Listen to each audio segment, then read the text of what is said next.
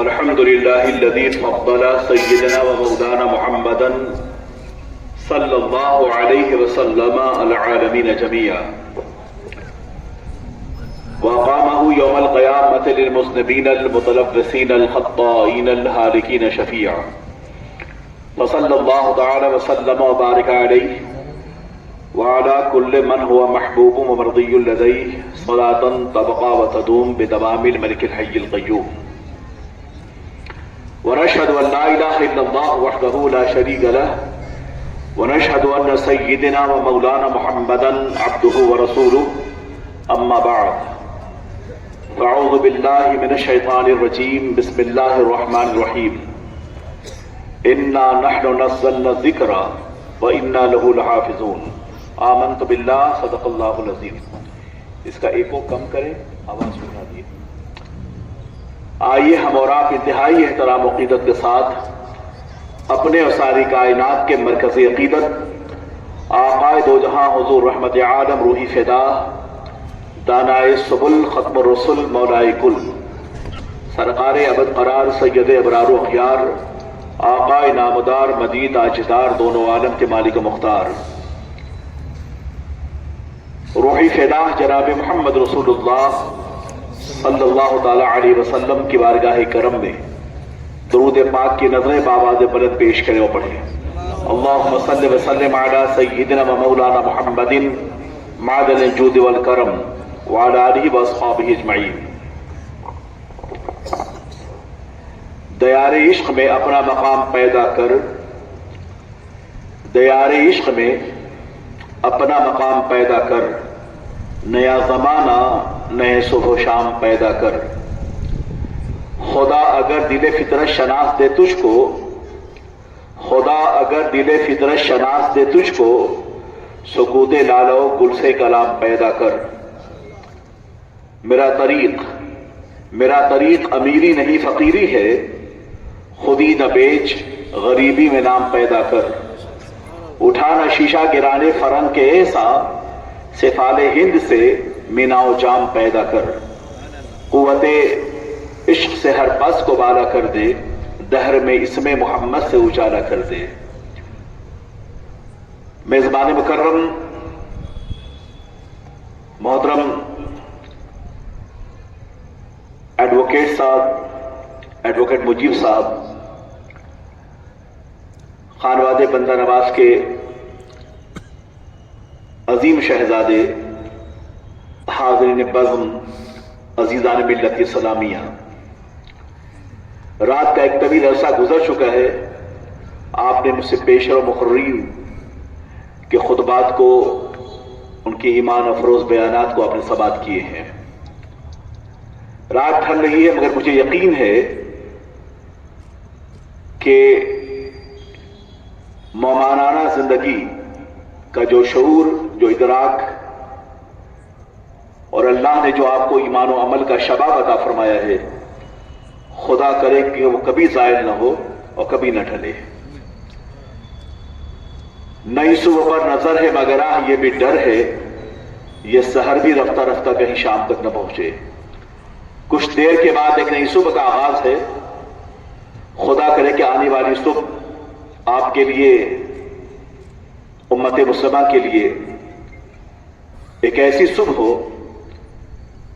جہاں ایمان کا جمال ہو، جہاں قرآن پاک کی تلاوت ہو، جہاں عشق رسالت کا اجالا ہو، جہاں ضمیر مومن میں چراغ زندگی روشن ہو، جہاں ہم اور آپ اپنے مستقبل کے ایک مضبوط منصوبے کے ساتھ رواں دواں ہو سکے. ایڈوکیٹ مجیب صاحب نے ایک عظیم کانفرنس ایک اسٹیڈیم بھی کی ہے. آپ سب تشریف لائے، محبتوں سے نوازا. میری کوشش ہوگی کہ چند لمحے کچھ ضروری گزارشات کر کے آپ سے میں رخصت ہو جاؤں. مجھے نہیں معلوم کہ آپ کس طرح کے خطبات کو سننے والے ہیں. میرا اپنا جو مزاج ہے، میری جو اپنی فکر ہے اور جس طرز کا میں بولنے کا عادی رہا ہوں، میں چاہوں گا کہ آپ مجھے سماعت کریں. حضرات محترم، آج کی رات بڑی مقدس رات ہے. آج کی رات مقدرات کو سنوارنے کی رات ہے. آج کی رات عرفان الہی کے حصول کی رات ہے. آج کی رات آہ سجدگاہی کی رات ہے. آج کی رات گناہوں کی بخشش کی رات ہے. آج کی رات نجات کی رات ہے. آج کی رات بندگی کی رات ہے. آج کی رات دل کے سدرہ پر محبت رسول کے جبریل کے اترنے کی رات ہے. آج کی رات فرش عرش کی ملاقات کی رات ہے. آج کی رات پیشانیوں پہ آثار سجدہ سنوارنے کی رات ہے. آج کی رات اپنے اللہ کے حضور سر سجود ہونے کی رات ہے. آج کی رات معراج انسانیت کی رات ہے. آج کی رات دعاؤں کی قبولیت کی رات ہے. آج کی رات مقصد تخلیق انسانی کو سمجھنے کی رات ہے. آج کی رات راز حیات کے حصول کی رات ہے. فتح مندی کی رات ہے. کامیابی کی رات ہے. نجات کی رات ہے. بارگاہ خداوندی میں مستجاب ہونے کی رات ہے. اس قدر اللہ نے آپ کو اعزازات سے نوازا ہے. خدا کرے کہ آپ کی حاضری اللہ کی بارگاہ مقبول ہو. آج کی رات بنی کلب کی بکریوں کے بالوں برابر اللہ آپ کے گناہوں کو معاف فرما دیتا ہے. یہ اعزازات، یہ آنر اس قوم کے لیے ہے جو ایک مقصد حیات کے ساتھ دنیا میں آئی تھی. آپ گناہوں میں ملوث تھے. اللہ کے نبی سرور کائنات کی رحمت عامہ اور ان کی سیادت مطلقہ نے آپ کو اٹھایا زمین کے ذرات سے اور آسمان کی بلندیوں میں بٹھایا. آپ گناہگار تھے. سرکار دو عالم سرور کائنات کے دامن کرم نے آپ کو سہارا دیا. زندگی کے صحرا میں آپ بھٹک رہے تھے. یہ قوم بھٹک رہی تھی. رحمت دو عالم کی رحمت عامہ کی چادر رحمت نے آپ کو سایہ دیا. آپ جہالت و گمراہی کے اندھیروں میں تھے. نبی دو عالم سرور کائنات کے تشریف آوری نے آپ کو علم کے فضل سے نوازا. آپ انسیبلائز تھے. آقا دو جہاں سرور کائنات سرخ جزیرے میں پیدا ہونے والا پیغمبر ایک عظیم ڈیموکریسی کی جمہوریت کی بنیاد رکھتا ہے. عرب کے صحرا نشینوں کو آپ نے علم کی، عمل کی، تہذیب کی، ثقافت کی، سیولائزیشن کی، شعور کی تعلیم عطا فرمائی. صحرا کے مکینوں کو آپ نے زمین کے ذروں سے اٹھا کر آسمان کی بلندیوں پہ پہنچایا. ایک نئی سیولائزیشن کی بنیاد رکھی، ایک نئی ثقافت کی بنیاد رکھی. علم کی بنیاد پر انسان کے مقاصد کو سمجھایا. پڑھانے کے لیے صفہ جیسا چبوترا قائم فرمایا جہاں پڑھنے والے ابوبکر صدیق تھے، عمر فاروق تھے، عثمان غنی تھے، علی مرتضیٰ تھے، ابو ذر غفاری تھے. جہاں پڑھنے والے ابو ہریرہ تھے، ابو مسعود تھے، حضرت علی تھے. جہاں پڑھنے والے وہ جلیل القدر صحابہ تھے جو جن کی طاقت اور رانی اور ایمان و عمل کا عالم یہ تھا کہ جو ستاروں پہ کمندیں ڈالنے کا حوصلہ رکھتے تھے، جو گزرتے تو سمندر راستہ دیتا اور آسمان کی بلندیاں اتر کر ان کے قدموں کا بوسہ دیتی. یہ سرور کائنات ارواحنا فداء صلی اللہ علیہ وسلم کے مقدس صحابہ ہیں جنہوں نے بارگاہ نبوی میں علم حاصل کیا. اسلام نام ایمان کے بعد جو سب سے زیادہ امپورٹنٹ ہے وہ علم ہے، وہ نالج ہے، وہ صلاحیت ہے. آج امت مسلمہ کی بنیادی طور پر جو تباہی کی وجوہات ہیں وہ یہ ہے کہ ہم نے پڑھا نہیں ہے. علم ہمارا ہے، فلسفہ ہمارا ہے، تہذیب ہماری ہے، تمدن ہمارا ہے. وہ قوم جس کو براہ راست اللہ کی مقدس کتاب مخاطب کر رہی ہے قرآن عظیم، آج دنیا کے بڑے بڑے اسکالر جو یورپ میں آباد ہیں وہ اس بات پہ حیرت زدہ ہے کہ آخر کیا وجہ ہے کہ غریب ہے مسلمان، شکست خوردہ ہے مسلمان، کمزور ہے مسلمان. اس کے علاوہ اور کیا ایسی چیز ہے جس نے مسلمانوں کو ایک دوسرے سے جوڑ رکھا ہے؟ جب غربت آتی ہے، جب مفلسی آتی ہے، جب پریشانیاں آتی ہیں، جب قہر الہی ٹوٹتی ہے، برستی ہے تو انسان بکھر جاتا ہے ریت کے ذرات کی طرح. اس کے باوجود کون سی شے ہے جو مسلمان کو متحد کر رکھی ہے؟ تو اس نے کہا کہ اس کی بنیادی وجہ یہ ہے کہ جب دنیا کے مختلف مذاہب کے کتابوں کو ہم دیکھتے ہیں تو وہاں تبدیلیاں ہمیں نظر آتی ہے، کانٹرڈکشن ہے ان کی پرنٹنگ میں، ان کے ورسز میں. اس فرانسیسی مورخ اور محقق نے جو مثال دی ہے، جو ایگزامپل دیا وہ بائبل کا. اس نے کہا کہ بائبل کو دیکھو، کہ اس کے مختلف پرنٹنگ ہیں، اور اس مختلف پرنٹنگ میں جب آپ اس کا مطالعہ کریں گے تو آپ کو کہیں نہ کہیں اس بات کا اندازہ ہوگا کہ پہلی کتاب دوسرے سے مختلف ہے، دوسری تیسری سے مختلف ہے، اس کے ورسز میں اس کی پرنٹنگ میں کہیں نہ کہیں آپ کو کچھ تبدیلیاں، کچھ ایرر اور کچھ ایسی باتیں آپ کو نظر آئیں گی جو دوسری پرنٹنگ میں موجود نہ ہو۔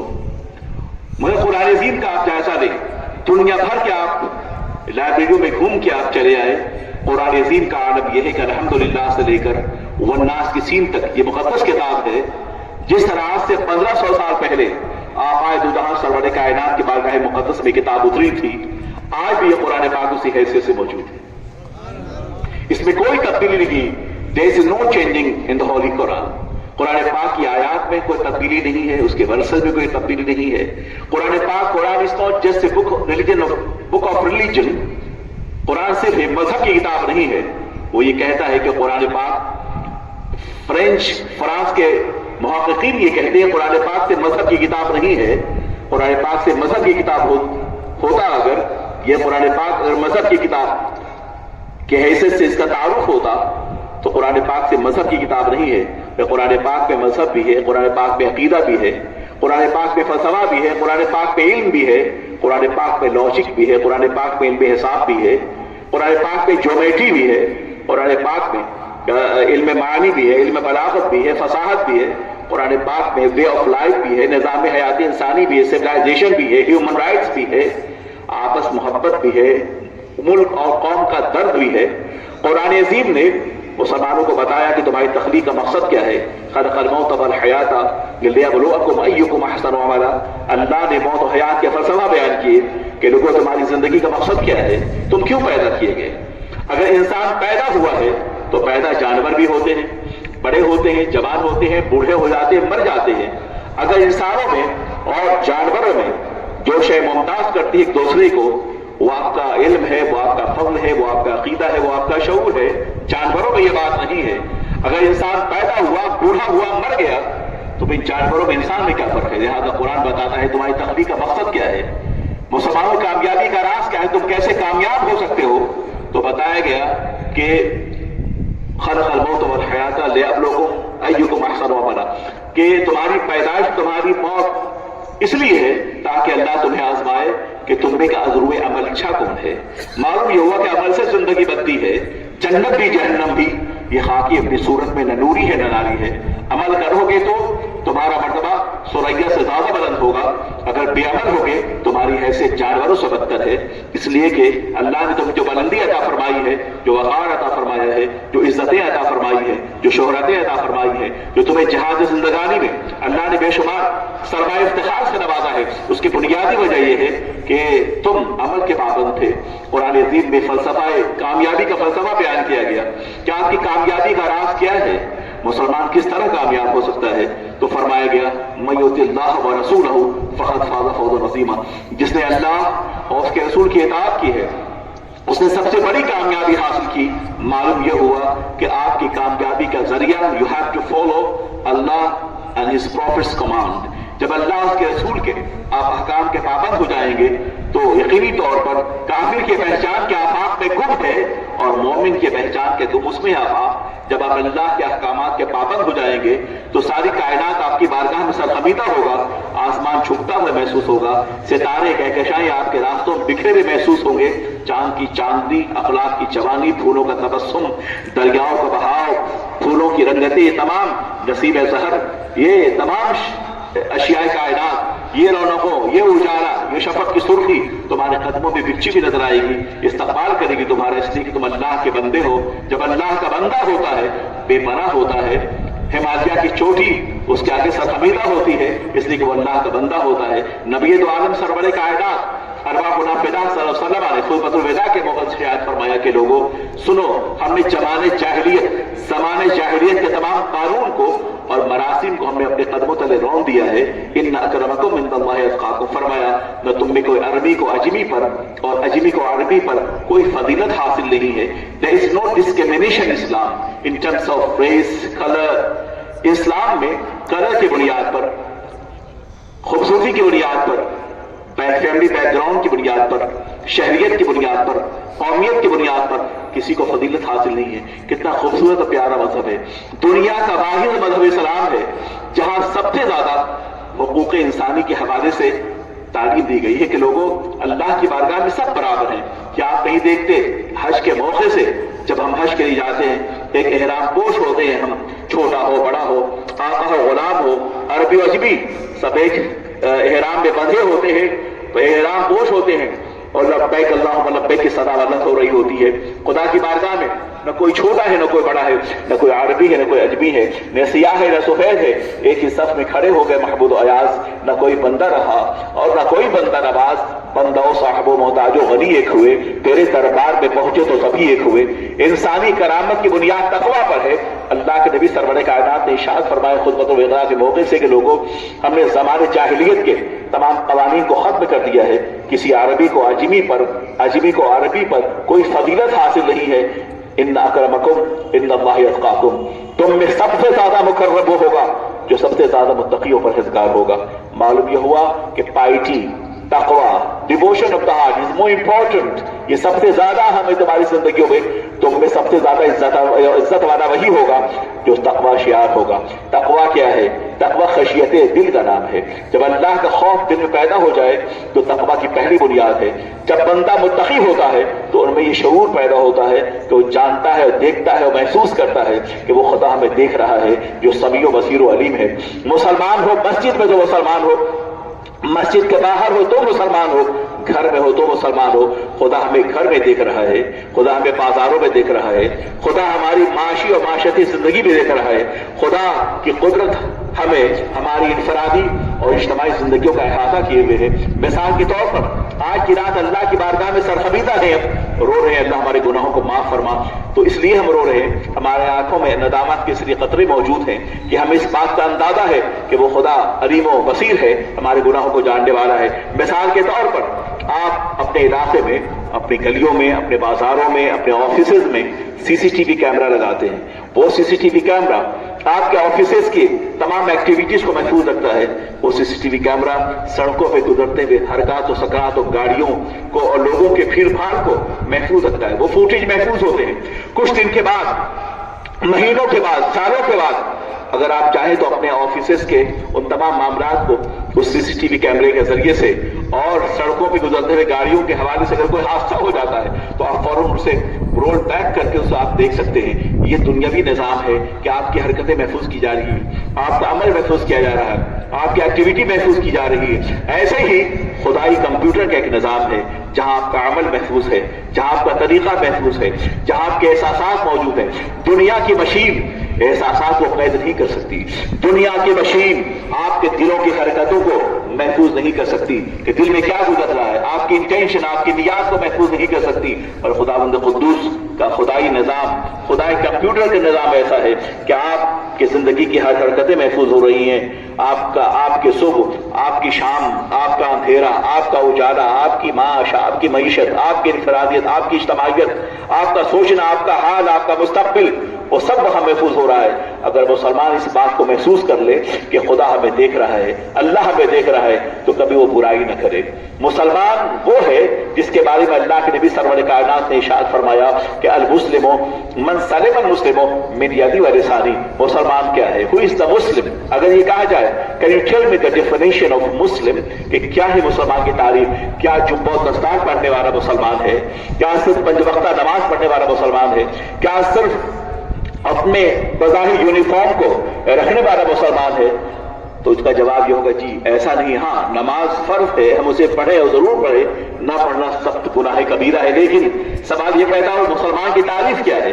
کیا کہ مسلمان نماز بھی پڑھتا ہو، چوری بھی کرتا ہو، نماز بھی پڑھتا ہو، دغا بھی دیتا ہو، نماز بھی پڑھتا ہو، غیبت بھی کرتا ہو، نماز بھی پڑھتا ہو، بلیک میلنگ بھی کرتا ہو، is not a Muslim۔ کہ وہ مسجد میں ہے تو مسلمان ہے، مسجد کے باہر عملی زندگی مسلمان نہیں ہے۔ اسلام کمپلیٹ یہ بتاتا ہے کہ مسجد میں ہو تو مسلمان ہو، مسجد کے باہر ہو تو مسلمان ہو، تمہارے ہاتھ سے تمہارے فیلو سٹیزن، تمہارے شہر، تمہارے گاؤں، تمہارے علاقے کے لوگ، ان کو تکلیف نہ پہنچاؤ۔ مسلمان ہو یا مسلمان نہ ہو، تمہارا तुम्हारा नेबर, तुम्हारे पड़ोस में जो अपराध बचते हैं उसकी इज्जत करो। अल्लाह के नबी सरवर कायनात ने इरशाद फरमाया, अल मुस्लिमो मन सलिम अल मुस्लिमो मिन यदी व लिसानी, मुसलमान वो है जिसके हाथ से और जिसकी जबान से दूसरा मुसलमान महफूज रहे। मालूम ये हुआ कि अपनी जबान से और अपने हाथ से किसी को तकलीफ न दी जाए, ये मुसलमान है। ये उसी वक्त होगा जब इंसान का शऊर, उसका एहसास, उसका तक़वा इंसान के पूरे शऊर, पूरे वजूद पर हावी हो जाए कि जब वो गुनाह करे तो फौरन उसका दिल पुकार उठे, उसका ज़मीर पुकार उठे, उसका शऊर पुकार उठे, उसका एहसास पुकार उठे कि तुम्हें गुनाह नहीं करना। इसलिए तुमने अपने अल्लाह को वादा दिया है, हालत सजदा, हालत रुकू, हालत क़याम, बेदुआ, ये अल्लाह को दिया गया वादा है कि अल्लाह हम तेरे लिए है। इन्ना सलाती व नुसुकी व महयाय ममाती लिल्लाहि रब्बिल आलमीन, ये अल्लाह हमारी तमाम इबादतें, हमारी हयात, हमारी मौत, हमारी जिंदगी, हमारा उठना, हमारा बैठना, ये सब अल्लाह तेरे लिए है। तूने हमें इंसान बनाया है और इंसान बनने की हैसियत से हम पर जिम्मेदारी आयद होती है। मैं इसका बता रहा था क्या दुनिया में जो किताब सबसे ज्यादा बिकने वाली है वो कुरान अजीम है। आज अंग्रेज कुरान पाक को पढ़ रहा है, ऑक्सफोर्ड और कैम्ब्रिज के बड़े बड़े मुहक्किकीन और साइंसदान कुरान पाक को पढ़ रहे हैं। एक फ्रेंच बहुत बड़ा फिलोसोफर है, उसका नाम वो ये कहता है कि कोई शख्स आलिम नहीं हो सकता जब तक कि वो कोई साइंसदान नहीं हो सकता, ज्योमेट्री, मैथमेटिक्स, इल्म फल्कियात, एस्ट्रोफिजिक्स का माहिर नहीं हो सकता। कि रॉजर बेकन उसका ये कहना है कि कोई भी शख्स दुनियावी जिंदगी में अगर वो साइंटिस्ट बनना चाहेगा, अगर वो मैथमेटिक्स का माहिर बनना चाहता है, इल्म हिसाब का वो माहिर बनना चाहता है, लफ्ज़ियात, वोकैबुलरीज, इल्म लुगत, डिक्शनरी का माहिर बनना चाहता है, तो सबसे पहले कुरान पाक का मुताला करे। इसलिए कुरान पाक ऐसी किताब है, ये द मौजज़ा है। Quran is the miracle of the profit सल्लल्लाहु अलैहि वसल्लम, इज गिवन बाय अल्लाह सुब्हानहू व तआला। Quran has came down by Allah subhanahu wa ta'ala. His recitation of the Quran, his revelation of the Quran is remained till day of judgment. इसलिए कि दुनिया के जितनी किताबें हैं, चाहे तौरा हो, चाहे ज़बूर हो, चाहे इंजील हो, ये महफूज नहीं है, और कुरान पाक की हिफाजत की जिम्मेदारी अल्लाह ने अपने ज़िम्मे करम में ली है। इन्ना नहनु नज़्ज़लना ज़िक्रा व इन्ना लहु हाफ़िज़ून, हमने कुरान पाक को नाज़िल किया है और हम ही उसकी हिफाजत करने वाले हैं। अल्लाह फरमा रहा है हमने कुरान पाक को नाज़िल किया है और हम भी उसकी हिफाजत करने वाले हैं। एक बैनुल मजहबी कॉन्फ्रेंस में, एक बैनुल मज़ाहिब इंटरफेथ कॉन्फ्रेंस में मेरी मुलाकात एक अंग्रेज पादरी से हुई। वो चर्च का मिनिस्टर था। मैंने देखा कि उसने बाइबल के को देख के पढ़ा। उसके बाद जब हम खाने के टेबल पर बैठे तो हमने उनसे पूछा कि बताओ कि तुमने अभी अपने बाइबल को जो पढ़ा है बाई हार्ट तुम्हें क्या याद नहीं, तुम्हें देख के पढ़ा है? तो उसने कहा कि इतनी मोटी किताब बाइबल है, इस पॉसिबल तो नहीं कि हम उसे बाय हार्ट याद कर सके। हमने उससे कहा कि इतनी मोटी किताब है जिसे, तो फिर ये भी कहा कि तमाम बाइबल के आप प्रिंटिंग को आप मैच करेंगे तो बाइबल के जो वर्सेस हैं बकौल हिम, उनके कहने के एतबार से, अकॉर्डिंग टू हिज स्टेटमेंट, उसने कहा मुख्तलिफ बाइबल के प्रिंटिंग को आप लेंगे वहां मुख्तलिफ वर्सेस आपको मिलेंगे, कहीं कोई बाद में है, कहीं वो पहले है, कि तरतीब पलटी हुई उसकी प्रिंटिंग में, उसकी सेटिंग बदली हुई है, कोई वर्ष बाद में है तो कोई पहले है, कहीं पहले है तो कहीं बाद में है, उस तरतीब से नहीं है। तो मैंने कहा कि अगर आप अपने इस बाइबल को बाय हार्ट याद नहीं कर सकते, उसने कहा it's impossible to memorise by heart 800 pages of this Holly book. उसने कहा कि इस किताब का 800 पेजेस पे मुश्तमिल ये किताब है। इस किताब को ज़बानी याद करना किसी इंसानी फिक्र के एतबार से, किसी इंसानी ताकत के बिसात से बाहर है। ये पॉसिबल नहीं कि उसे बाय हार्ट याद कर सके। हमने उससे कहा फिर सुनो, इस्लाम के सच होने की और हक होने की जहां बहुत सारी दलीलें हो सकती हैं, उसमें यह दलील बहुत वाज़ेह है कि जिस 800 सफ़हात की जिस किताब को तुम ज़बानी याद नहीं कर सकते, वल्लाहिल अज़ीम 800 सफ़हात पे मुश्तमिल कुरान अज़ीम को, जो अल्लाह की मुक़द्दस किताब है, जिसको मुसलमानों के लाखों बच्चों ने अपने सीनों में महफूज कर लिया है। मुसलमानों के लाखों बच्चों ने अपने सीने में कुरान पाक को महफूज कर लिया है, जिसको तुम बाय हार्ट नहीं जानते। अपनी किताब को, बाइबल को तुम बाय हार्ट याद नहीं कर सकते, मगर मुसलमानों ने अल्लाह की मुक़द्दस किताब कलाम मजीद को अपने सीने में महफूज कर लिया। लाखों मुसलमानों के बच्चे हैं जो अगर इशा की नमाज में खड़े हो पढ़ने के लिए तो फज्र होते होते उनकी तिलावत मुकम्मल होगी और अल्हम्दुलिल्लाह से वो शुरू करके वो सूरह नास पे खत्म कर रहे होंगे। ये अल्लाह का मुक़द्दस कलाम है। ये वो है जिसकी हिफाजत की जिम्मेदारी अल्लाह तबारक व तआला ने अपने जिम्मे करम में ली हैं। कारी अब्दुल बासित से किसी ने पूछा था कि तुम्हारी कुरान पाक की तिलावत के बाद ये बताओ कितने लोग हैं जो मुसलमान हुए, तो कारी अब्दुल बासित ने कहा तकरीबन 5 लाख ऐसे गैर मुस्लिम हैं जो कुरान पाक की तिलावत सुनने के बाद बाज़ाब्ता मुसलमान हो गए। 5 लाख ऐसे अफराद हैं जो कुरान पाक की तिलावत सुनने के बाद में मुसलमान हो गए। हालांकि ये वो लोग हैं, इंग्लिश, ये वो अमेरिकन है जो अरबी को नहीं समझते, जो ग्रामर को नहीं समझते, जो लुगत को नहीं समझते, जो कुरान पाक के अल्फाज से नावाकिफ है। मगर क्या वजह है, उसके बावजूद ये कुरान पाक सुनने के बाद मुसलमान हो गए।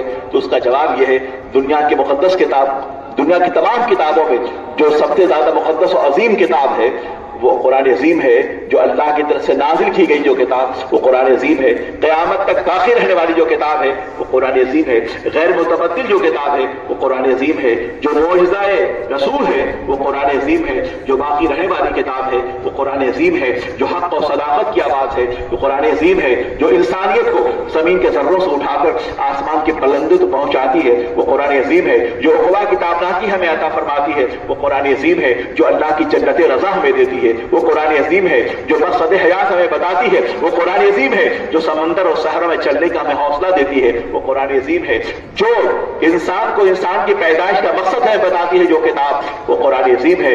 तो कुरान अजीम के सुनने के बाद कारी अब्दुल बासित ने कहा कि लाखों ऐसे अफराद हैं जो मुसलमान हो गए। आखिर वो लोग हैं जो कुरान पाक को समझते नहीं है। तो उसका जवाब ये था कि कुरान की अल्लाह की वो मुक़द्दस किताब है कि जो इसे समझता है, जो इसे नहीं समझता है वो भी सुन के खुश होता है, और जो समझता है वो खुश तो होता ही है। ये अल्लाह की मुक़द्दस किताब है कि जब भी ये पढ़ी जाती है तो इंसान का शऊर, उसका एहसास, उसकी फिक्र, उसका ज़मीर उसे मुतासिर होता है, इसलिए कि अल्लाह की किताब है। तो Quran is not just a book of religion, Quran is the miracle of the prophet सल्लल्लाहु अलैहि वसल्लम। आइए हम जायजा लेते हैं। इस्लाम के पैगंबर आक़ाए दो जहां सरवरे कायनात सल्लल्लाहु अलैहि वसल्लम ने जिस दीन को फैलाया है, जो इस्लाम को फैलाया है, इस्लाम के माना पीस के हैं, इस्लाम के माना अमन के हैं, इस्लाम के माना सच्चाई के हैं, इस्लाम के माना टोटल सबमिशन टुवर्ड्स अल्लाह अलमाइटी। मुसलमान वो है, मैंने कहा अभी, आक़ाए दो जहां सरवरे कायनात ने इरशाद फरमाया अल मुस्लिमु मन सलिमा अल मुस्लिमू मिन यदिही व लिसानी। मुसलमान की तारीफ होता है डेफिनेशन ऑफ मुस्लिम। मुसलमान की तारीफ ये है कि मुसलमान वो है जिसके हाथ से और जिसकी जबान से दूसरा मुसलमान महफूज रहे, दूसरा भाई महफूज रहे, आपका फेलो सिटीजन महफूज रहे। मालूम यह हुआ अपने हाथ से किसी को तकलीफ न दो और अपनी जबान से किसी की तकलीफ न दो। आइए, रोजा माह रमजान में आप इसकी प्रैक्टिस कर रहे होते हैं। Fasting is not just to keep your stomach empty. Fasting, Ramzan पाक का रोजा सिर्फ ये नहीं है कि आपका पेट जो है भूखा हो, बल्कि रमजान पाक में पहरेदारी आपकी आंखों पर भी, आपकी जबान पर भी, आपके फिक्र पर भी, आपके शऊर पर भी, आपके हाथ और पांव के भी, आपके इंटेंशन पर भी, तब जाके रमजान पाक का रोजा मुकम्मल होगा। रमजान पाक का रोजा मुसलमान को बताता है पंचुअलिटी। रमजान पाक का रोजा आपको बताता है किरदार में तब्दीली। रमजान पाक का रोजा आपको बताता है कि आपकी तकलीफ का मकसद क्या है।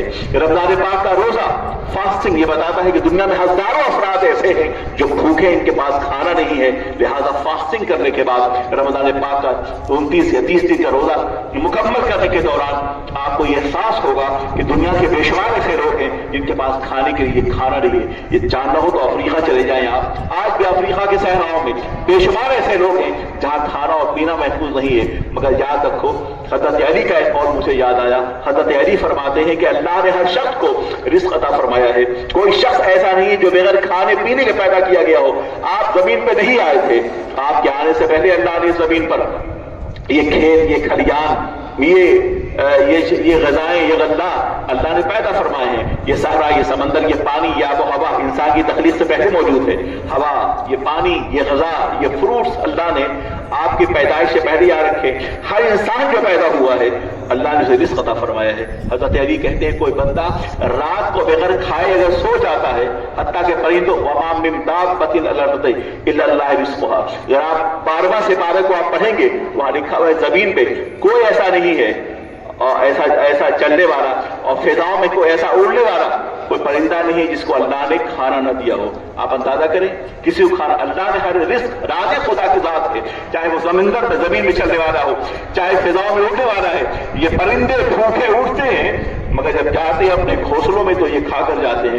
یہ بتاؤ کون انہیں کھلاتا ہے؟ وہ اللہ کی ذات ہے، خداوند قدوس ہے. حضرت علی نے فرمایا کہ آدمی کو اللہ نے رزق کے ساتھ پیدا کیا ہے. اگر کوئی شخص بھوکا سوتا ہے تو اس کا معنی یہ ہے کہ کسی نے حق اس کا مارا ضرور ہے، کسی نے اس کا حق مارا ضرور ہے. ورنہ آج دنیا میں جو افلاس ہے، جو بھوک مری ہے، جو پریشانیاں ہیں، جو غربت ہے، اس کی بنیادی وجہ یہ ہے کہ کسی کا حق کسی نے مارا ضرور ہے. ورنہ اگر کوئی کسی کا حق تلفی نہ کرے، نہ حق مارے، تو آج دنیا میں غربت نہ ہو، آج دنیا میں پریشانی نہ ہو. اللہ تبارک و تعالیٰ نے ہر شخص کو رزق دے کر بھیجا ہے، اور جو اللہ کا بندہ ہے وہ اللہ کو بہت عزیز ہے، اس لیے کہ اللہ تبارک و تعالیٰ کی مشیت نہیں چاہتی اس کا کوئی بندہ پریشان ہو. عزیزان محترم، قابل احترام بزرگو، دوستو، مسلمان ہونے کی حیثیت سے آپ کہتے ہیں مسلم، ہم مسلمان ہیں، مگر مسلمان ہونے کی حیثیت سے کبھی آپ نے محسوس کیا کہ آپ کی ذمہ داری کیا ہے؟ ایک مسلمان ہونے کی حیثیت سے it's your responsibility to go college, to go school, go university, go mosque, whatsoever, and learn the education. آپ ایک مسلمان ہونے کی حیثیت سے آپ کی ذمہ داری ہے کہ آپ علم کو پڑھیں. قرآن پاک، کتنے مسلمان ہم میں موجود ہیں جو قرآن پاک کو پڑھنا جانتے؟ عالم یہ ہے ہمارا کہ جب آپ کے یہاں کسی کا انتقال ہو جائے تو قرآن پاک کھول کے پڑھتے ہیں سارے ثواب کے غرض سے، اس کے بعد ختم ہو جاتا ہے. مجھے حیرت ہوتی ہے اس قوم کو دیکھ کر اور ان کو سمجھتے ہوئے کہ جس قوم نے قرآن عظیم سے جیتے ہوئے زندگی میں اپنا رشتہ توڑ لیا ہے، لیکن مرنے کے بعد یہ سمجھتی ہے کہ ہم جب مر جائیں گے تو قرآن پاک کو پڑھا جائے گا اور اس کا ثواب ہمارے روح کو پیش کیا جائے گا. کتنی عجیب سی بات ہے. آپ نے اپنی زندگی میں قرآن پاک سے رشتہ توڑ لیا ہے، مرنے کے بعد جو امید رکھتے ہیں قرآن پاک پڑھ کر ہماری بخشش کا سامان پیش کیا جائے گا، بہت بھول میں ہیں. آج کی رات عہد کی رات ہے، آج کی رات اللہ کو وعدہ دینے کی رات ہے، آج کی رات گناہوں سے توبہ کرنے کی رات ہے، آج کی رات اپنے سوہے مقدس کو جگانے کی رات ہے، آج کی رات اندھیرے سے اجالے کی طرف نکلنے کی رات ہے، آج کی رات اپنے آپ کو بدلنے کی رات ہے. مسلمان کا ایک معنی سیلف چینجنگ، سیلف موٹیویشن، جسم نہ ہو انقلاب، موت ہے وہ زندگی، روح امم کی حیات کشمکش انقلاب. مسلمان ہو نہ بدلے، آپ کی آئندہ کل کی زندگی آج سے بہتر ہونی چاہیے. اگر کل کی زندگی آج سے بہتر نہ ہو تو اس کا کوئی فائدہ نہیں کہ آپ پوری رات جگے رہے اور علماء کی آپ نے تفریح سنی. تو میں عرض کر رہا تھا قرآن پاک کو پڑھیے، اللہ کی مقدس کتاب آپ کو آواز دے رہی. حیرت یہ ہے کہ مسلمان قرآن پاک کو نہیں پڑھتا، مگر وہ لوگ جو براہ راست قرآن پاک جن کے لیے نہیں بھیجا گیا ہے وہ قرآن پاک کو پڑھ رہے ہیں. آج پورا یورپ قرآن پاک کو پڑھ رہا ہے، بڑے بڑے انگلش پروفیسر قرآن پاک کو پڑھ رہے ہیں، ہالی ووڈ کے لوگ قرآن پاک کو پڑھ رہے ہیں. یعنی کہ آپ دیکھیں کہ ایمان لانے والوں میں، اسلام لانے والوں میں ہالی ووڈ کے لوگ ہیں، بڑے بڑے ڈاکٹرز ہیں، پروفیسر ہیں، آکسفورڈ کے بے شمار کئی ایک پروفیسر ابھی حال میں وہ ایمان لے کر آئے. BBC لندن کی ایک براڈ کاسٹر ہے، وہ ایمان لے کر آئی. اس کی بنیادی وجہ کیا ہے؟ اس کی بنیادی وجہ یہ ہے کہ قرآن پاک کو ہم نے گرانٹڈ لیا ہے کہ مسلمان ہیں، ہم نے پڑھ لیا ہے. مگر وہ قوم جو قرآن پاک کا مطالعہ کر رہی ہے ان کو اس بات کا اندازہ ہے کہ قرآن پاک ہدایت کی کتاب ہے، قرآن پاک بخشش کی کتاب ہے، قرآن پاک نور ہے، قرآن پاک ہمیں اندھیروں سے اجالے میں لے آتی ہے. قرآن عظیم ہمیں انسانیت کا درس دیتا ہے. قرآن عظیم مقدس کتاب ہے جو ہمیں جہالت سے علم کی طرف لاتا ہے. اللہ کے نبی سرور کائنات کی تشریف آوری کا مقصد کیا ہے؟ اللہ کے نبی نے ارشاد فرمایا بعثت معلما، میرے آنے کا، میری بعثت کا مقصد یہ ہے کہ اللہ تبارک تعالیٰ نے مجھے معلم بنا کر بھیجا ہے. اور یعلمہم الکتاب والحکمہ، نبی کی تشریف آوری کا مقصد کیا ہے کہ اللہ نے نبی کو اس لیے بھیجا تاکہ امت کو پڑھائیں، وہ معلم بنا کر پیش کیے گئے. وہ اللہ کے رسول سرور کائنات جنہوں نے آپ کو قرآن عظیم عطا فرمائی، حدیث مصطفیٰ کا ذخیرہ عطا فرمایا. یہ محدثین کی جماعت ہے، یہ صحابہ جو محدثین کی جماعت ہے، یہ تابعی طب تابعی، یہ ایک مقدس جماعت ہے جو پڑھے لکھے لوگوں کی ہے. مگر کیا وجہ ہے اس کے باوجود مسلمان جاہل کیوں ہیں؟ آج دنیا میں اقوام متحدہ UNO کے رپورٹ کے مطابق کہا گیا کہ دنیا کے 70% مسلم الٹریٹ ہیں، جاہل ہیں. استغفر اللہ، آپ اندازہ کریں یہ قوم جو جاہل ہے وہ قوم جاہل ہے جس کی ہدایت کے لیے قرآن پاک بھیجا گیا ہے. یہ وہ قوم جاہل ہے جس کے پیغمبر معلم کتاب و حکمت بنا کے بھیجے گئے. یہی وجہ تھی کہ جب تک مسلمان پڑھتے رہے دنیا کے کئی ایک بر اعظموں پر آپ کی حکومت تھی، افریقہ آپ کی حکومت تھی، یورپ کے 75% ممالک پر آپ کی حکومت تھی، ایشیا میں آپ کی حکومت تھی. آپ جہاں جاتے اس قرآن عظیم کو پڑھتے اور پڑھنے کے بعد اللہ کے دین کو آپ کرتے. ساؤتھ افریقہ شاید اب گئے ہیں کہ نہ گئے ہوں، میں کئی بار جا چکا ہوں. ساؤتھ افریقہ کیپ ٹاؤن میں آپ جائیں گے تو کیپ ٹاؤن کے ساحل پہ آپ کو بہت سارے صوفیاء کرام کے مزارات آپ کو ملیں گے. یہ وہ صوفیاء تھے جو انڈونیشیا سے چل کے افریقہ گئے اور وہاں دن کے اوقات میں سامان تجارت بیچتے اور رات کے اوقات میں اللہ کے دین کی تبلیغ کرتے. اور عالم یہ ہے کہ آج ساؤتھ افریقہ میں جو اسلام پھیلا ہے انہیں صوفیاء کرام کی محبتوں کا، ان کی محنتوں کا نتیجہ ہے. اسلام ویلکم کرتا ہے، چھوٹا ہو بڑا ہو، امیر ہو یا غریب ہو. ایک انگریز یہ کہتا ہے کہ ہمارا حال یہ تھا کہ میں نے بہت ساری کتابوں کا مطالعہ کیا، اس کے باوجود اس کے بعد ہم نے قرآن پاک کا مطالعہ ہم نے شروع کیا. قرآن پاک کا ہم نے مطالعہ شروع کیا، پڑھتے رہے اللہ کے دین کے بارے میں احساس ہوتا رہا کہ قرآن پاک بتاتا واز دا ہیومن بینگ، انسان کیا ہے.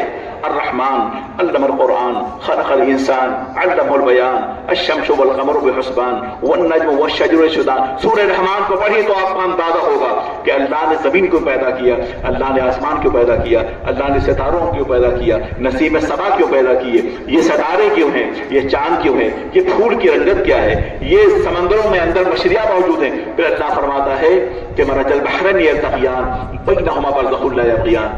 قرآن میں فرمایا گیا کہ دو سمندر ایک ساتھ گزرتے ہیں اور وہ سمندر ایک دوسرے کے ساتھ ملتے نہیں ہیں.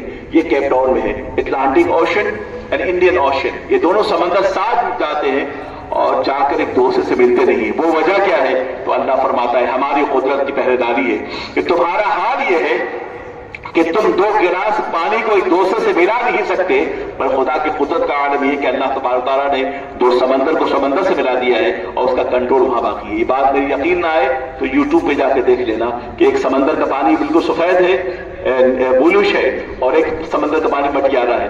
دونوں سمندر ایک ساتھ گزرتے ہیں، خدا کی قدرت ہے کہ دونوں سمندر کا پانی ایک دوسرے سے مکس نہیں ہوتا. یہ بات یوٹیوب کی نہیں ہے، یہ بات آپ کے سرچ کی نہیں ہے، یہ بات سائنسدانوں کی نہیں ہے، یہ بات کسی فلسفے کی نہیں ہے، یہ بات اللہ کی قدرت کی ہے جس کی قدرت کی پہریداری کائنات کے ہر ذرے پہ ہے. وہ خود فرماتا ہے مرج البحرین یلتقیان بینہما برزخ لا یبغیان. اللہ نے دو سمندر کو سمندر سے ملا دیا ہے، اس کے باوجود اس پہ اللہ کی حکمت کی پہریداری موجود ہے. فبأی آلاء ربکما تکذبان. لوگوں تو اللہ کی کن کی نعمتوں کا انکار کرو گے؟ اللہ تمہیں انسان بنایا، اللہ نے تمہیں کھانے کو دیا، یہ غذا، یہ ہوا، یہ پھول، یہ پھل اللہ نے تمہیں عطا فرمائے، تم اللہ کی کن کی نعمتوں کا انکار کرو گے؟ قرآن پاک کی اس آیت کریمہ کو، اس سورہ پاک کو آپ پڑھیں تو اللہ کی قدرت کا اندازہ ہوگا. پھر آپ دیکھیے کس قدر خوبصورت آیات قرآن عظیم میں ہیں.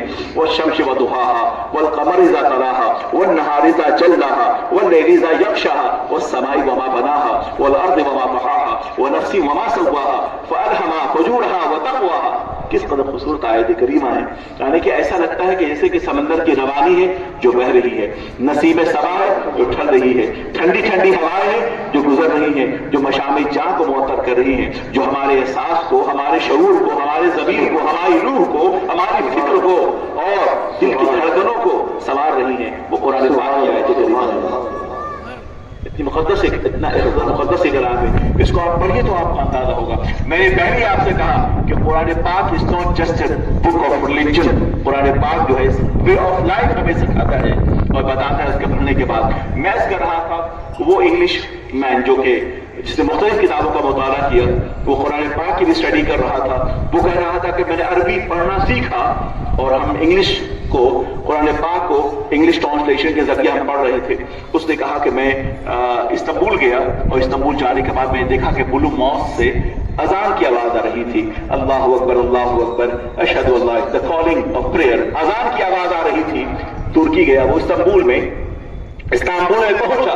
وہ انگریز یہ کہتا ہے کہ آواز آ رہی تھی اذان کی، اللہ اکبر اللہ اکبر اللہ اکبر اللہ اکبر، اللہ از the greatest, Allah is the greatest, اشہد ان لا الہ الا اللہ، آپ bear witness there is no God except Allah. اس کے بعد اشہد ان محمد رسول اللہ، I bear witness that Muhammad is the Rasul, the messenger of Allah subhanahu wa ta'ala. حی علی الصلاۃ، come to the prayer. حی Ali Alfalah, come to the success. وہ کہتا ہے کہ ہم نے یہ بات سنی، لیکن جب اس موضوع پر میں کہتا ہے کہ جب میں اذان کی آواز سنتے بھی کہا کہ مؤذن ہی کہہ رہا ہے حی علی الفلاح come to the success، تو کہتا ہے میں جاگ گیا کہ یہ ایسی آواز ہے جو ہمیں کامیابی کی طرف بلا رہی ہے. آپ بھی اذان سنتے ہیں حیدرآباد والوں، نہ معلوم کہ آپ کی کیا کیفیت ہوتی ہے. مسجد میں اذان ہو رہی ہوتی ہے، آپ چائے خانوں میں ہوتے ہیں، آپ گھروں میں ہوتے ہیں، ٹی وی دیکھ رہے ہوتے ہیں، بات کر رہے ہوتے ہیں، مگر واللہ العظیم اذان کیا ہے؟ اذان کے فلسفے پہ آپ غور کیجئے. اذان نماز سے پہلے اذان تمہید ایمان ہے. اذان اللہ کی کبریائی کی آواز ہے. اذان اللہ وحدہ لا شریک کی عظمت و جلال کی آواز ہے. اذان is the introduction of the Holy Prophet صلی اللہ علیہ وسلم. اذان is the introduction of وحدت in the faith in the oneness of Allah سبحانہ و تعالی. اذان یہ فکر ہے، اذان یہ ایمان کا شعور ہے، اذان ہماری بخشش کا ذریعہ ہے، اذان ایمان کا انٹروڈکشن ہے، اذان تمہید ایمان ہے. اذان کے ذریعے سے ہم اس بات کا اعلان کرتے ہیں کہ وہ خداوند قدوس ایک ہے اور اس کے رسول محمد عربی ارواحنا فدا. وہ انگریزی کہتا ہے کہ ہم نے اذان کی آواز سنی اور کہا کہ حی علی الفلاح، آؤ کامیابی کی طرف، آؤ کامیابی کی طرف. وہ کہتا ہے میں بھاگ کے مسجد کے اندر گیا. I know how to do ablution. اس نے کہا مجھے پتا تھا کہ وضو کس طرح کیا جاتا ہے. ظاہر ہے اسے کسی امام نے بتایا ہوگا کہ جب تم قرآن پاک کو you can't touch Quran without wuzu, without ablution. You should be pious, clean and whole body should be clean. Then you can touch the Holy Quran. Otherwise you can't. اس کو بتایا گیا کہ قرآن پاک کو ٹچ کرنے سے پہلے پورے وجود کو دھلنا ہوگا، پاک صاف رہنا ہوگا. اس نے کہا کہ میں نے پریکٹس شروع کر دی. میں مسجد کے اندر داخل ہوا اور دیکھا کہ لوگ نماز پڑھ رہے تھے. اس نے کہا کہ اس سے پہلے میں چرچ میں جایا کرتا تھا، مگر چرچ میں ہم نے دیکھا کہ پہلے رو میں وہ بیٹھتا ہے، پہلی صف میں جو وزیر اعظم ہو پہلی صف میں وہ بیٹھتا ہے، جو پرائم منسٹر ہو پہلی صف میں وہ بیٹھتا ہے، جو لینڈ لارڈ ہو پہلی صف میں وہ بیٹھتا ہے، جو بڑا امیر و رئیس ہو پہلی صف میں وہ بیٹھتا ہے، جو بڑا انفلوئنشل ہو. لیکن جب میں مسجد میں گیا، when I entered the mosque، ہم جب وہاں گئے تو ہم نے دیکھا کہ ایک صف میں چاہے چھوٹا ہو چاہے بڑا ہو، چاہے امیر ہو چاہے غریب ہو، چاہے سفید ہو چاہے سیاہ ہو، چاہے کالا ہو یا گورا ہو، بغیر کسی تفریق کے without any kind of human discrimination، خاص کلر اینڈ گریڈ، کسی تمیز کے بغیر any kind of discrimination, without any kind of discrimination، ہم نے دیکھا کہ یہ سارے لوگ ایک صف میں کھڑے ہو کر اللہ کی عبادت کر رہے تھے. تو اس نے کہا کہ مجھے بات بہت پسند آئی کہ ایک ایسی جگہ جہاں چھوٹا ہو بڑا ہو امیر ہو غریب ہو آقا ہو غلام ہو عربی ہو اجمی ہو، سب کے سب اللہ کی بارگاہ میں جھکے ہوئے تھے اس یقین کے ساتھ کہ ایک ہی صف میں کھڑے ہو گئے محمود و ایاز. نہ کوئی بندہ رہا اور نہ کوئی بندہ نواز، بندہ و صاحب و محتاج و غنی ایک ہوئے، تیرے دربار میں پہنچے تو سبھی ایک ہوئے. کہتا ہے میں یہ دیکھا اس کیفیت کو. نماز کے فوری بعد میں امام کے پاس گیا. کوئی امام، ہم جس فلاح کی تلاش میں تھے، جس کامیابی کی تلاش میں تھے، جس نجات کی تلاش میں تھے، جس بندگی کی تلاش میں تھے، جس معراج کی تلاش میں تھے اور جس بقار آدمیت کی تلاش میں تھے، جس منزل کی تلاش میں تھے، آج ہمیں وہ منزل مل گئی. کلمہ پڑھا دیجئے، مسلمان ہو جاتا ہوں. اشہد ان لا الہ الا اللہ واشہد ان محمد عبدہ ورسولہ، وہ مسلمان ہو جاتا ہے. آپ بتاؤ، اسلام وہ ہے جو دلوں کو زندہ کرتا ہے، اسلام وہ ہے جو ضمیر کو زندہ کرتا ہے، اسلام وہ ہے جو احساسات کو زندہ کرتا ہے. اسلام پھیلا ہے محبت کے ساتھ. محبت فاتح عالم، یقین محکم، عمل فہم، محبت فاتح عالم. جہاد زندگانی میں بھی مردوں کی شمشیر ہے. اسلام محبتوں کے ساتھ پھیلا ہے، اسلام پیار سے پھیلا ہے، اسلام بھائی چارگی سے پھیلا ہے. میں ماریشس گیا، میں نے ماریشس کا پارلیمنٹ کے باہر دیکھا کہ خیر الناس من ینفع الناس، کہ تم میں کا بہتر انسان وہ ہے جو انسانیت کے کام آئے. تم میں بہتر انسان وہ ہے جو کسی کا ہیلپ کرے. تم میں بہتر انسان وہ ہے جو کسی کو کھانا کھلائے. تم میں کا بہتر انسان وہ ہے جو کسی کو کپڑا پہنائے. تم میں کا بہتر انسان وہ ہے جو کسی کے ساتھ محبت و سلوک سے پیش آئے. تم میں کا بہتر انسان وہ ہے جو کسی سے مسکرا کے ملے. تم میں کا بہتر انسان وہ ہے جو کسی کو جگہ دے. تم میں کا بہتر انسان وہ ہے جو کسی غریب کا سہارا بن جائے. تم میں کا بہتر انسان یہ ہے جو کسی بزرگ کی عزت کرے. تم میں کا بہتر انسان وہ ہے جو کسی چھوٹے پہ شفقت و محبت کرے. رمضان پاک آ رہا ہے، مسلمانوں کی ذمہ داری ہے کہ خیال رکھے کہ آپ کے شہر میں اور آپ کے محلے میں کوئی بھوکا نہ سونے پائے. آپ کے شہر میں کوئی ایسا شخص نہ ہو جس کے پاس تن پہ کپڑے نہ ہو. انہیں کپڑے پہناؤ، انہیں کھانا کھلاؤ، ان کا اپنے ساتھ بٹھا لو، انہیں عزت دو. یہی اسلام ہے، یہی دین ہے، یہی مذہب ہے. حضرات محترم، قابل احترام کو دوستو، میں عرض کر رہا تھا، بتا رہا تھا کہ اسلام جو ہے محبتوں سے پھیلا ہے. اللہ کے نبی سرور کائنات صلی اللہ علیہ وسلم جب فاتح مکہ بن کے سرکار تشریف لے گئے تو آقا دو جہاں نے اپنے جان کے دشمنوں کو آپ نے معاف کر دیا.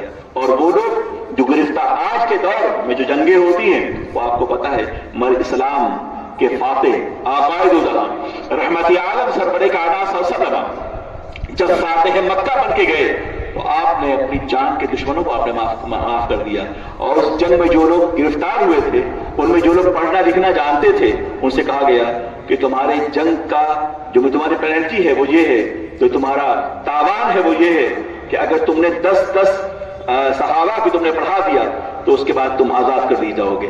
اور کچھ ایسے بھی تھے کہ صحابہ سے کہا گیا کہ یہ قیدی ہے ضرور، از دا وار پرزنر، اسے اپنے گھر لے جاؤ، انہیں رکھو، انہیں کھانا کھلاؤ۔ تو بیان یہ ہے ان بعض جو گرفتار کیے گئے تھے، کہا ہم صحابہ کیا ٹھہرے، صحابہ کرام کا عالم یہ تھا کہ وہ ہمیں پہلے کھلاتے بعد میں خود کھایا کرتے تھے۔ تو بے شمار ایسے لوگ جو وار پرزنر ہونے کے باوجود صحابہ کرام کے رویوں سے، ان کی ٹالرنس سے، ان کی انسانیت سے اس قدر متاثر ہوئے کہ حلقہ بغوش اسلام ہو گئے۔ یہ دین ہے، یہ ہمارا مذہب ہے۔ اللہ کے نبی سرور کائنات صلی اللہ علیہ وسلم حرم مکہ میں تشریف لے گئے۔ ایک شخص کا نام تھا فضالہ بن عبیر۔ فضالہ بن عبیر کا کہنا ہے کہ میں حرم مکہ میں آیا اس نیت سے کہ نبی کو میں قتل کر دوں گا، معاذ اللہ۔ اس نے کہا ہے کہ نبی کو قتل کرنے کی غرض سے میں حرم مکہ میں آیا۔ نبی طواف کر رہے تھے، اور سیرت نگار یہ لکھتے ہیں کہ اللہ کے نبی سرور کائنات صلی اللہ علیہ وسلم نے فضالہ بن عمیر کو دیکھا تو حضور نے پوچھا فضالہ؟ کہا ہاں یا رسول اللہ میں ہوں۔ تو حضرت نبی پاک نے پوچھا فضالہ بن عمیر یہ بتاؤ کیا سوچ کر آئے تھے، کیا کر رہے ہو؟ تو فضالہ نے کہا یا رسول اللہ میں اللہ کا ذکر کر رہا ہوں۔ تو نبی محترم سرور کائنات نے مسکرایا اور کہا فضالہ توبہ کرو اللہ کی بارگاہ میں، توبہ کرو اللہ کی بارگاہ میں۔ جب سرکار نے فرمایا کہ توبہ کرو اللہ کی بارگاہ میں تو فضالہ کہتے ہیں کہ میں کانپ گیا۔ کانپ یہ گیا کہ انہیں خبر کیسے ہو گئی کہ میں اس نیت سے آیا تھا، میں کانپ گیا، خوف طاری ہو گیا مجھ پر۔ مگر آقا دو جہاں سرور کائنات معاف فرمائے گا۔ یوں مسکرائے جان سی کبھیوں میں پڑ گئی، یوں لب کشا ہوئے کہ گلی سا بنا دیا۔ آقا دو جہاں سرور کا میں 3 منٹ میں ختم کر رہا ہوں۔ آقا دو جہاں سرور کائنات صلی اللہ علیہ وسلم نے اپنے غلام کو معاف فرما دیا۔ اسلام معافی کا مذہب ہے، اسلام برداشت کرنے کا مذہب ہے، اسلام ملک کی محبت کا نام ہے، اسلام دین کے درد کا نام ہے، اسلام دین کے خادم کا نام ہے، اسلام قرآن پاک کے عمل کرنے کا نام ہے، اسلام لوگوں سے محبتوں کو تقسیم کرنے کا نام ہے۔ آج کی رات شب برات ہے، آپ جاگ کر وہاں بیٹھے ہیں، مسجدوں میں آپ تشریف لے گئے، قبرستانوں میں آپ گئے، آپ نے دعا کی، قبرستان گئے تو آپ نے محسوس کیا کہ ہمیں بھی ایک روز یہاں سونا ہے، یہ ہماری آخری منزل ہے۔ دنیا کے ہر مذہب میں، رنگوں میں، زبانوں میں، فلسفے میں اختلاف ہو سکتا ہے، لیکن موت میں کسی کا اختلاف نہیں ہے۔ ہمیں مرنا ہے اور اپنے اللہ کی بارگاہ میں حاضر ہونا۔ یاد رہے کہ جب بندہ مر جاتا ہے تو 2 چیزیں اس کے ساتھ جاتی ہیں، ایک زندہ ایک مردہ۔ مردہ آدمی کا بدن ہوتا ہے اور زندہ اس کا کردار ہوتا ہے۔ یاد رہے کہ جب جاؤ دنیا سے تو اپنے کردار کے ساتھ جاؤ، اپنے عمل کے ساتھ جاؤ، اپنے ایمان کے ساتھ جاؤ۔ یہی ہماری گفتگو کا خلاصہ ہے۔ ہم اس لیے یہاں بیٹھے ہیں، اللہ تبارک و تعالیٰ آپ کے بیٹھنے کو قبول فرمائے، اور کل جب صبح کے وقت آپ اٹھیں تو آپ کی زندگی کا نیا سویرا ہے۔ Changing your self, devotion of the heart. جب اپنے آپ میں تبدیلی محسوس کریں گے تو انشاءاللہ مجھے یقین ہے کہ ایک نئی زندگی کا سویرا آپ کو میسر آئے گا۔ اللہ آپ کو خوش رکھے، خوب کی سیر چمن، پھول چنے شاد رہے، باغ چاہتا ہوں میں گلشن کے آباد رہے۔ السلام علیکم ورحمۃ اللہ وبرکاتہ۔